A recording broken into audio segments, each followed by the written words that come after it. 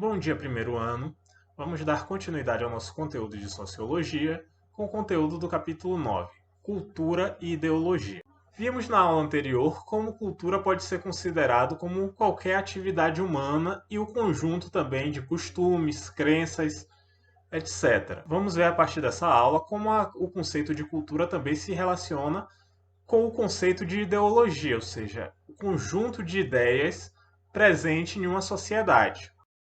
Para pensarmos a relação entre cultura e ideologia, precisamos primeiro compreender ideologia como o conjunto de ideias, de pontos de vista, perspectivas, visões de mundo existentes em uma determinada sociedade. Primeiro, temos de compreender que nenhuma sociedade possui somente uma ideologia, ainda que em quase todas as sociedades uma determinada ideologia seja a ideologia dominante, predominante e por aí vai. As ideologias sempre convivem com ideologias, inclusive, contrárias àquilo que elas pressupõem.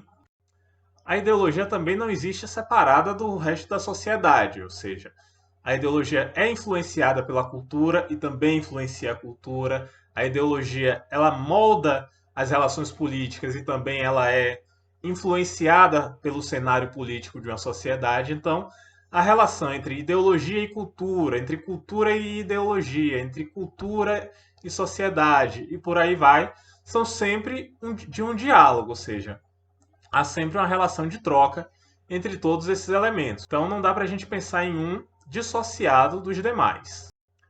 O termo ideologia aparece pela primeira vez na filosofia como sinônimo de falsidade, ou seja, se uma explicação fosse ideológica, seria sinal de que a pessoa que está usando de argumentos ideológicos está se orientando por algo que não esteja relacionado com os fatos, que não seja verdade.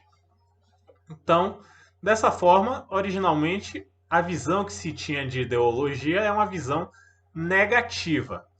É a partir do trabalho do filósofo francês Auguste Comte que associa a filosofia com o conjunto de ideias de uma sociedade e que compreende que as ideias nas sociedades estão sempre em transição, ou seja, de que as ideias de um determinado período não são necessariamente as mesmas ideias de outro, que as perspectivas, os pontos de vista de uma determinada sociedade, em um determinado período de tempo, são transitórios.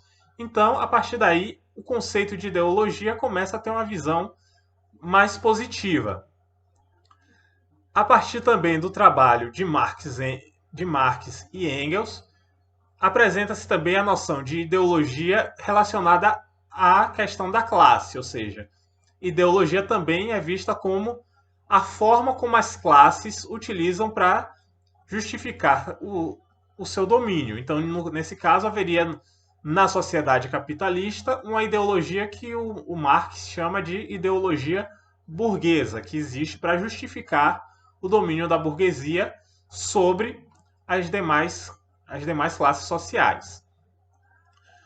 O filósofo italiano Antonio Gramsci, que tem influência do Marx, vai apresentar justamente a noção de ideologia hegemônica e ideologia contra-hegemônica, ou seja, da mesma forma que existe uma ideologia dominante na sociedade, existe também ideologias contra-hegemônicas que buscam combater ou se opor a essa ideologia dominante. Então, da mesma forma que existiria a ideologia burguesa, existiria também a ideologia do proletariado, dos trabalhadores e por aí vai, que estaria em oposição, em combate a essa ideologia.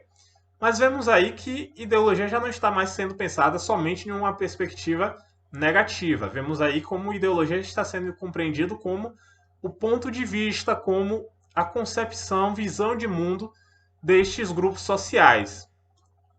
São vistas então como os interesses dessas classes. Então, inerentemente, não há algo negativo na questão da ideologia. Esses autores já veem que é o que vai determinar as características da ideologia é a qual grupo que eles pertencem. Então, aí é que nós estamos vendo. A ideologia é vista como conjunto de ideias. Não é necessariamente nem verdade nem mentira. A ideologia é uma forma de compreender a realidade. Na próxima aula discutiremos um pouco sobre o impacto de diversas ideologias durante o desenvolvimento do século XX até os dias de hoje. Até lá!